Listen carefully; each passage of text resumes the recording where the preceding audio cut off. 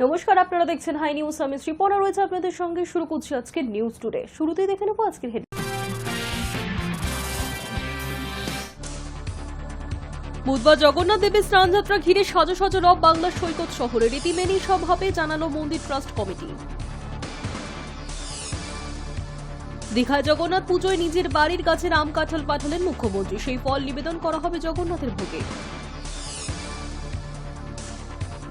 বাংলায় ফের ধর্ষণের ঘটনা। চায়ের সঙ্গে মাদক মিশিয়ে ধর্ষণের অভিযোগ এক নার্সকে। ধৃতকে গ্রেফতার করল নরেন্দ্রপুর থানার পুলিশ।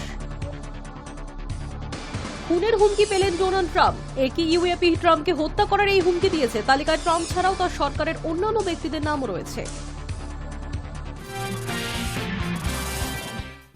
জগন্নাথ দেবের স্নানযাত্রা ঘিরে এখন সাজো সাজো রব বাংলার সৈকত শহরে। মুখ্যমন্ত্রী মমতা বন্দ্যোপাধ্যায়ের হাত ধরে এবার দীঘার মন্দির রথের সূচনা হবে। আর সেই উৎসবকে সুষ্ঠুভাবে পালন করতে এখন থেকেই দীঘার মন্দিরে তোড়জোড় শুরু হয়েছে। রীতি মেনেই সমস্ত কিছু হবে জানিয়ে দিল মন্দির ট্রাস্ট, তাই প্রস্তুতি তুঙ্গে। রথযাত্রা উৎসব মানেই পুরীতে হই হই রই রই ব্যাপার। এই সময় ওড়িশার জনপ্রিয় সমুদ্র শহরে ভিড়ে ভিড়াক্কার ছবিটা খুবই চেনা সকলের। বাংলার সৈকতে দীঘায় নবনির্মিত জগন্নাথ মন্দির ঘিরেও এবার ভক্তদের ঢল নামার অপেক্ষা। বুধবার জগন্নাথ দেবের স্নানযাত্রা। পুরীর মতোই রীতিনীতি মেনে তা পালিত হবে দীঘার জগন্নাথ মন্দিরেও। আগামী 27 জুন রথযাত্রার আগে পর্যন্ত রয়েছে এক গুচ্ছ আচার অনুষ্ঠান। 11 তারিখ বুধবার সকাল 9টায় নিয়ম মেনে দীঘার জগন্নাথ মন্দিরে পাহান্ডি বিজয় উৎসব। এরপর বেলা ঠিক 11টায় জগন্নাথ, বলদেব ও সুভদ্রা স্নানযাত্রা। বুধবার দফায় দফায় নানা অনুষ্ঠান। দীঘার জগন্নাথ মন্দিরের প্রবেশদ্বারের বাদিকে একটি মণ্ডপ তৈরি হয়েছে। সেখানে ভক্তদের সামনেই অনুষ্ঠিত স্নানযাত্রা অনুষ্ঠান। দেবতাদের স্নান করানো হবে 108টি তীর্থের জল, পঞ্চামৃত, বিভিন্ন ফলের রস এবং অন্যান্য পবিত্র দ্রব্য দিয়ে। স্নানবিধির পর ভোগ নিবেদন করা হবে। দুপুর 1টা থেকে রাত 8টা পর্যন্ত গজবেশ দর্শন অর্থাৎ হস্তিবেশে রূপ দর্শন করতে পারবেন ভক্তরা। 12 জুন থেকে 25 জুন পর্যন্ত দর্শন বন্ধ। 26 তারিখ থেকে ফের জগন্নাথ দর্শন শুরু। 27 জুন রথযাত্রা। ওই দিন মাসির বাড়িতে যাওয়ার জন্য রথে আরোহণ করবেন জগন্নাথ, বলরাম, সুভদ্রা। আরও জানা গিয়েছে, রথে চড়ে মাসির বাড়ি যাবে নিমকাঠ অর্থাৎ দারু ব্রহ্মের মূর্তিটি। পাথরের জগন্নাথ দেব থাকবেন মূল মন্দিরে। ফলে দুটি মন্দিরেই পুজোর রীতিনীতি পালিত হবে। এই মুহূর্তে রথের আশেপাশে মোট 3টি গেট রয়েছে। তারই একটি গেট দিয়ে জগন্নাথ, বলরাম, সুভদ্রাকে নিয়ে রথ যাবে মাসির বাড়ি। দীঘায় জগন্নাথ মন্দির উদ্বোধনের পর এই কয়েক মাসেই যেমন ভিড় হয়েছে তাতে কর্তৃপক্ষের অনুমান রথে জনসমাগম হবে লক্ষাধিক। আর সেই ভিড় কিভাবে নিয়ন্ত্রণ করা হবে সেই প্রস্তুতিও চলছে প্রশাসনের তরফে। সব মিলিয়ে জয় জগন্নাথ ধ্বনিতে মুখরিত হবার অপেক্ষায় বাংলার সৈকত শহর। Hi news network. দীঘায় রথযাত্রায় পুজোর প্রস্তুতি শুরু হয়েছে। প্রথমবার রথের চাকা ঘুরবে এবার দীঘায়।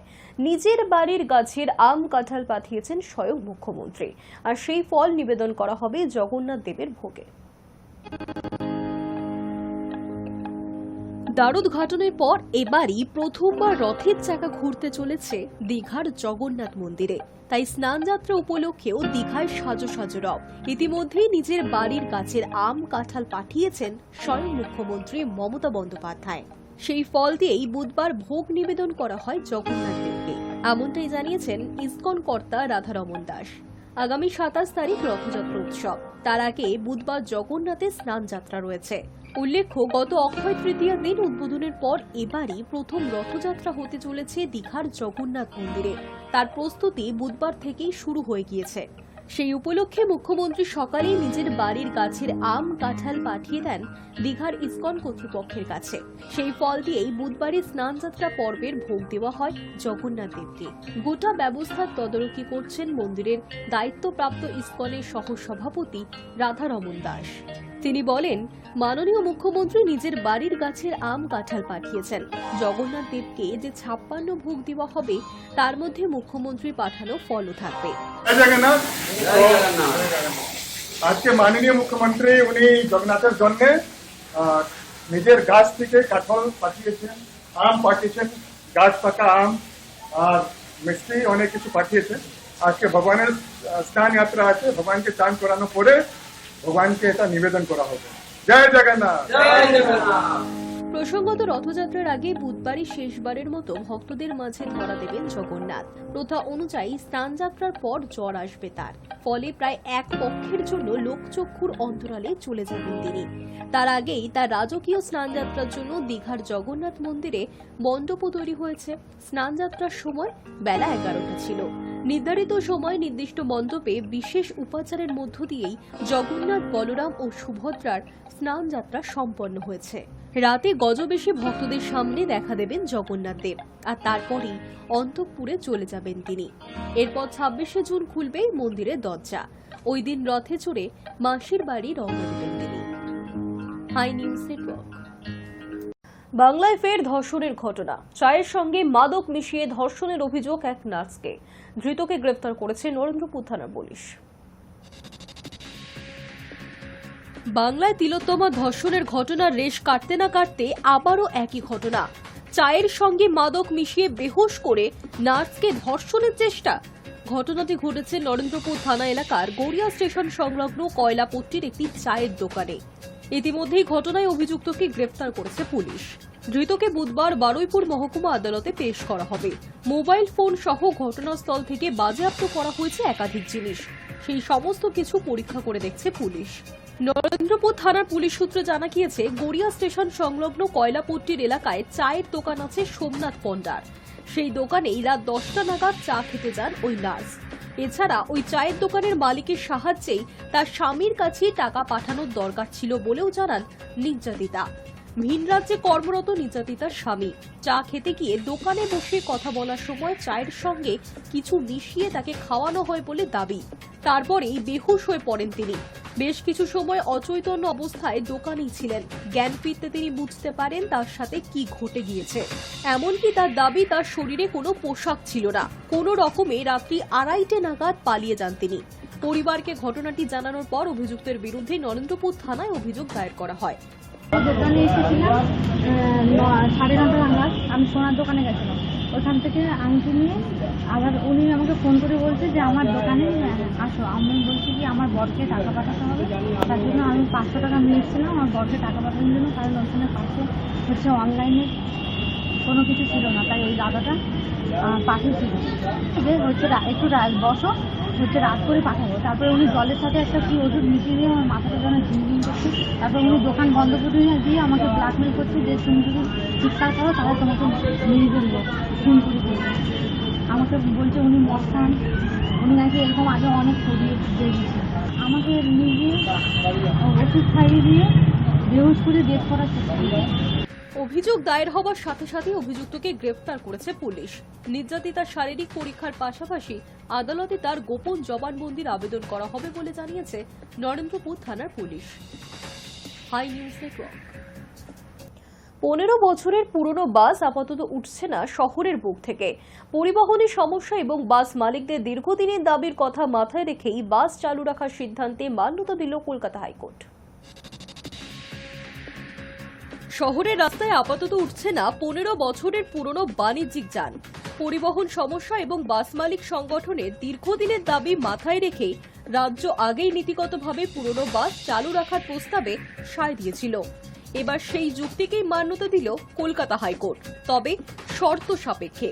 নতুন নিয়ম অনুযায়ী কোনো বাণিজ্যিক যান 15 বছরের পুরনো হলেও তা রাস্তার উপযোগী কিনা তা যাচাই করতে বছরে 2 বার ফিটনেস সার্টিফিকেট নিতে হবে। এই পরীক্ষায় পাশ করলেই মিলবে রাস্তায় নামার অনুমতি।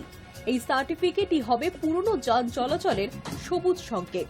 সোমবার পরিবহন দপ্তরের সঙ্গে 6টি বাস মালিক সংগঠনের বৈঠকে এই সিদ্ধান্তে সম্মতি দিয়েছে সব পক্ষ।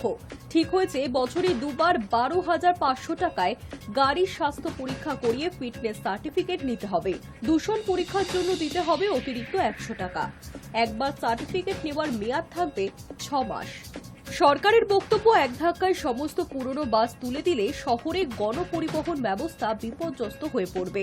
পাশাপাশি পরিবেশের বিষয়টিও অবহেলা করা যায় না, তাই বিকল্প হিসেবে যন্ত্রগত দিক দিয়ে উপযুক্ত বাসগুলিকে পরীক্ষার ভিত্তিতে রাস্তায় চলার অনুমতি দেওয়ার সিদ্ধান্ত নেওয়া হয়েছে। উল্লেখ্য, বাস ট্যাক্সির আয়ু নির্ধারণ করে দেওয়ার প্রক্রিয়া শুরু হয়েছিল ন্যাশনাল গ্রিন ট্রাইব্যুনালের নির্দেশে। তার ভিত্তিতে দেশের বিভিন্ন রাজ্যের মতো পশ্চিমবঙ্গেও 15 বছরের বেশি পুরনো বেসরকারি বাণিজ্যিক যান নিষিদ্ধ করার প্রক্রিয়া শুরু হয়।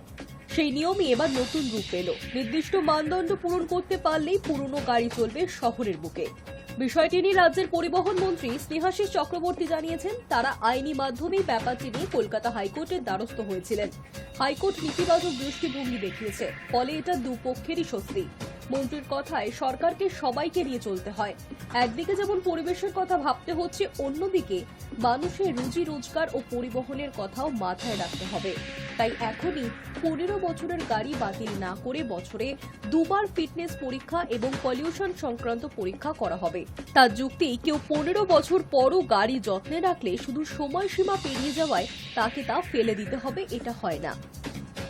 Hi news network. কলকাতার রাস্তাঘাট, ফুটপাত এবং ব্রিজের তলা থেকে ভব ঘুরে ভিখারি এবং ফুটপাতবাসীদের সরাতে মঙ্গলবার সকালেই একযোগে অভিযান চালিয়েছিল কলকাতা পৌরসভা এবং পুলিশ। শহরের একাধিক গুরুত্বপূর্ণ অঞ্চলে এই অভিযান চালানো হয়েছিল। অভিযান চালানো হয়েছে বালিগঞ্জের ফাঁড়িতে, গড়িয়াহাটে, পার্ক সার্কাসে, বেগবাগানে, মল্লিক বাজারে এবং হাজরা এবং গোপালনগরের মতো ব্যস্ত এলাকাগুলিতে। কলকাতার রাস্তাঘাট, ফুটপাত ও ব্রিজের তলা থেকে ভব ঘুরে ভিখারি ও ফুটপাতবাসীদের সরাতে মঙ্গলবার সকালে একযোগে অভিযান চালালো কলকাতা পুলিশ ও পুরসভা। জনসাধারণের চলাচলে সমস্যা হচ্ছে এমন এলাকাগুলিতেই অভিযানে সহযোগিতা করতে সঙ্গে ছিল কলকাতা পুলিশের বিভিন্ন থানা ও ট্রাফিক বিভাগের আধিকারিকরা। মঙ্গলবার অভিযান চালানো হয়েছে বালিগঞ্জের ফাঁড়ি, গড়িয়াহাট, পার্ক সার্কাস, বেগবাগান, মল্লিক বাজার, হাজরা এবং গোপালনগরের মতো ব্যস্ত এলাকাগুলিতে। সকাল থেকেই পুরসভা ও পুলিশের যৌথ টিম পথে নামে। বেশ কিছু ফুটপাত ও রাস্তার পাশে বসবাসকারী মানুষজনকে সেখান থেকে সরে যেতে অনুরোধ করা হয়। কোথাও কোথাও বলপূর্বকও ব্যবস্থা নিতে হয় পুরসভার আধিকারিকদের। প্রশাসন সূত্রে খবর, দীর্ঘদিন ধরেই শহরের বিভিন্ন জায়গায় ফুটপাতবাসীদের সংখ্যা বাড়ছে। এতে পথচারীদের চলাফেরাতে যেমন ব্যাহত হচ্ছে, তেমনি বাড়ছে নিরাপত্তা সংক্রান্ত উদ্বেগ। সেই কারণেই এই উদ্যোগ নেওয়া হয়েছে। পুরসভার তরফে জানানো হয়েছে, ভবঘুরেদের জন্য বিকল্প আশ্রয়ের ব্যবস্থা করা হচ্ছে, যাতে তাদের কোনো সমস্যা না হয় সেই দিকটাও নজরে রয়েছে পুরসভার। এর আগে বেআইনি হকারদের উচ্ছেদের জন্য অভিযান চালিয়েছিল কলকাতা পুরসভা। শহরের ফুটপাত, রাস্তার একটা বড় অংশ হকারদের কারণে অবরুদ্ধ হয়েছিল।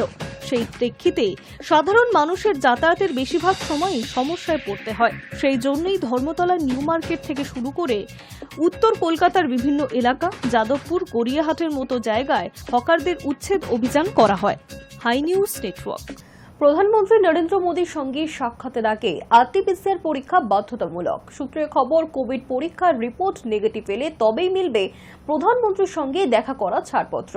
সাম্প্রতিক সময়ে আবারও ভারতে মাথাচাড়া দিয়েছে কোভিড। দেশের বিভিন্ন জায়গা থেকে করোনা আক্রান্তের খবর মিলছে। চিকিৎসকদের চিন্তায় ফেলেছে দিল্লির করোনার পরিস্থিতি। এই পরিস্থিতিতে মোদীর সঙ্গে সাক্ষাতের নতুন শর্ত প্রকাশ্যে। সূত্রের খবর, বুধবার সন্ধ্যায় প্রায় 70 জন বিজেপি নেতা-নেত্রীর প্রধানমন্ত্রীর বাসভবনে প্রধানমন্ত্রীর সঙ্গে দেখা করতে যাওয়ার কথা। আর সেই তালিকায় রয়েছেন দিল্লির মুখ্যমন্ত্রী রেখা গুপ্ত, 7 জন সাংসদ এবং বিধায়কের। আর এছাড়াও যে সমস্ত রাজ্যে বিজেপি নেতৃত্বকে নৈশভোজে আমন্ত্রণও জানানো হয়েছে।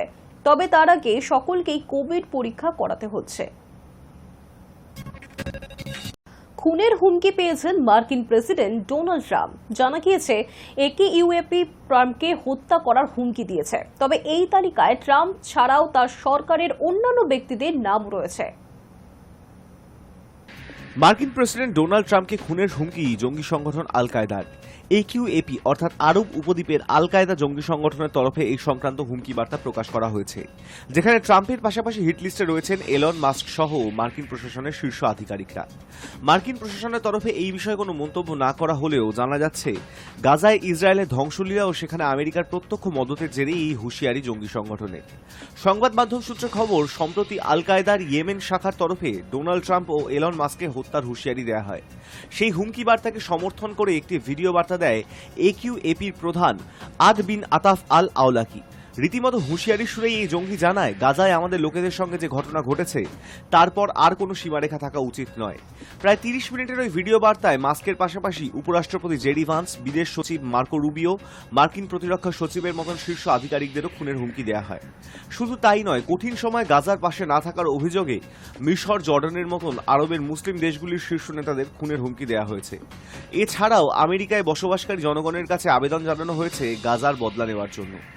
উল্লেখ্য, AQAPকে আল কায়দার সবচেয়ে ভয়ঙ্কর শাখা হিসেবে মনে করেন বিশ্বের বেশিরভাগ গুপ্তচর বিভাগ। 2024 সালের মার্চ মাস থেকে এই সংগঠনের প্রধান পদে রয়েছে জঙ্গি আল আওলাকি। ভয়ঙ্কর এই জঙ্গিকে বিশ্ব সন্ত্রাসী ঘোষণার পাশাপাশি আমেরিকা এর মাথার দাম ধার্য করেছে $60 লক্ষ। এবার এই জঙ্গি সংগঠনের তরফে খুনের হুমকি দেয়া হলো ট্রাম্প সহ মার্কিন শীর্ষকর্তাদের। High news network. হুঁশিয়ারি দিলেন মার্কিন প্রেসিডেন্ট ডোনাল্ড ট্রাম্প। জানিয়ে দিলেন আবর্জনা স্তূপে পরিণত হয়েছে এই শহর। লস অ্যাঞ্জেলসকে বিদেশি মুক্ত করবই। পরিস্থিতি সামাল দিতে শহর জুড়ে জারি হয়েছে কারফিউ। জারি করেছে লস অ্যাঞ্জেলসের মেয়র কারেন বাস। ডোনাল্ড ট্রাম্পের আবাসন নীতির প্রতিবাদে বিদ্রোহের আগুন জ্বলছে লস অ্যাঞ্জেলেসে। এই বিদ্রোহ দমনে শহরে সেনা নামানোর পাশাপাশি এবার কড়া হুঁশিয়ারি দিলেন মার্কিন প্রেসিডেন্ট। জানিয়ে দিলেন আবর্জনার স্তূপে পরিণত হয়েছে এই শহর। লস অ্যাঞ্জেলেসকে বিদেশি মুক্ত করবই। পরিস্থিতি সামাল দিতে শহর জুড়ে জারি হয়েছে কারফিউ। জারি করেছেন লস অ্যাঞ্জেলেসের মেয়র কারেন বাস। লস অ্যাঞ্জেলেসে সেনা নামানোর ঘটনায় প্রশ্নের মুখে পড়েছেন ডোনাল্ড ট্রাম্প। যদিও বিরোধীদের আপত্তিকে ফুৎকারে উড়িয়ে দিয়ে এদিন ডোনাল্ড ট্রাম্প স্পষ্ট ভাষায় জানিয়ে দেন, এই দিন দেখার জন্য আমাদের সেনারা বিদেশের মাটিতে গিয়ে রক্ত ঝরাননি। ক্যালিফোর্নিয়ায় যা হচ্ছে তা শান্তি, আইন শৃঙ্খলা ও দেশের সার্বভৌমত্বের ওপর আক্রমণ। বিদেশি পতাকা হাতে বিক্ষোভকারীরা অশান্তি ছড়াচ্ছে। সেনা অনুষ্ঠানে উপস্থিত হয়ে একই সুরে ট্রাম্প বলেন, মাত্র কয়েক দশকের ব্যবধানে লস অ্যাঞ্জেলেস পৃথিবীর সবচেয়ে সুন্দর শহরগুলির পরিবর্তে আবর্জনার স্তূপে পরিণত হয়েছে।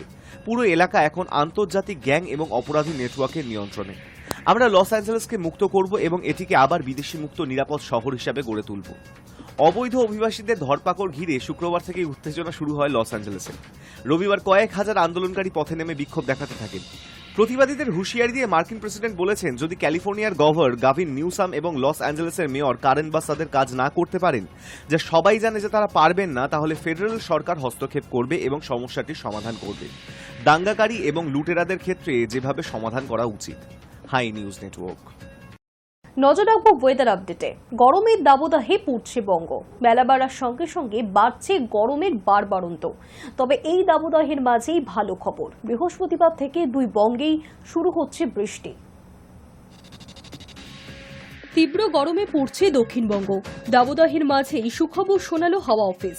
বুধেই দিনভর মেঘলা আকাশ থাকবে। বৃহস্পতিবার থেকে উত্তর এবং দক্ষিণ দুই বঙ্গেই বৃষ্টির সম্ভাবনা। তবে এখনো দক্ষিণবঙ্গে মৌসুমী বায়ু প্রবেশের পরিস্থিতি তৈরি হয়নি। আরও 2 থেকে 3 দিন পর পরিবেশ অনুকূল হবে বলে হাওয়া অফিস সূত্র খবর। দক্ষিণবঙ্গে গত কয়েকদিন ধরেই অস্বস্তি চরমে। উপকূল এবং সংলগ্ন জেলায় গরমের সঙ্গে জলীয় বাষ্প বেশি থাকায় আর্দ্রতাজনিত অস্বস্তি অনুভূত হচ্ছে। পশ্চিমের জেলাগুলির আবহাওয়া শুষ্ক। এখনও উত্তরবঙ্গেই থমকে রয়েছে মৌসুমী বায়ু। তবে শনিবার সক্রিয় হতে পারে বলেই আবহাওয়া সূত্রে খবর। 14 জুন শনিবার নাগাদ দক্ষিণ পশ্চিম মৌসুমী বায়ু মধ্য এবং পূর্ব ভারতের কিছু রাজ্যে ঢুকে পড়তে পারে। হাওয়ার গতিবেগ এবং দক্ষিণবঙ্গের পরিবেশ মৌসুমী বায়ুর অনুকূল হবে আরও 2-3 দিন পর, এমনটাই মনে করছে আবহাওয়াবিদরা। জানা গিয়েছে বৃহস্পতিবার থেকে বাংলায় ঝড় বৃষ্টির সম্ভাবনা আরও বাড়বে। শনিবার পর্যন্ত চলবে বজ্রবিদ্যুৎ সহ ঝড় বৃষ্টির পূর্বাভাস। ঝড় বৃষ্টির সম্ভাবনা বেশি রয়েছে উত্তর এবং দক্ষিণ 24 পরগনা, পূর্ব ও পশ্চিম মেদিনীপুর, ঝাড়গ্রাম এবং হাওড়া জেলায়। বজ্রবিদ্যুৎ সহ বৃষ্টির সঙ্গে 40 থেকে 50 কিলোমিটার গতিবেগে দমকা ঝোড়ো হাওয়া বইবে। বৃষ্টির সম্ভাবনা রয়েছে কলকাতাতেও। উত্তরবঙ্গে শনিবার এবং রবিবার ভারী বৃষ্টির সম্ভাবনা রয়েছে। সপ্তাহান্তে কিছুটা কমবে তাপমাত্রা। বুধবারও বিক্ষিপ্তভাবে ঝড় বৃষ্টির সম্ভাবনা উত্তরবঙ্গের উপরের 5 জেলায়। Hi news network. News today এখনকার মতো এই পর্যন্তই। দেখতে থাকুন হাই নিউজ, নির্ভীক নিরপেক্ষ।